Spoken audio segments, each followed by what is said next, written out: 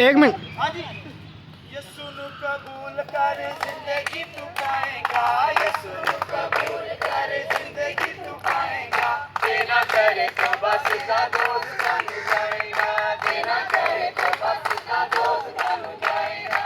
तो पिछो लेना बपतिस्मा जरूर है, तो पिछो लेना बपतिस्मा जरूर है, मरे के ते दफन होना कले जरूर है, मरे के ते दफन होना कले जरूर है, तेरे रूहे पाक तू इनाम विच पाएगा, तेरे रूहे पाक तू इनाम विच पाएगा, तेरा करे तो बस का दोस्त बन जाएगा, तेरा करे तो बस का दोस्त बन जाएगा। यीशु नु कबूल करे जिंदगी तू पाएगा, यीशु नु कबूल करे जिंदगी तू पाएगा, तेरा करे तो बस का दोस्त बन जाएगा, तेरा करे तो बस का दोस्त बन जाएगा। बोलो खुदावंद यीशु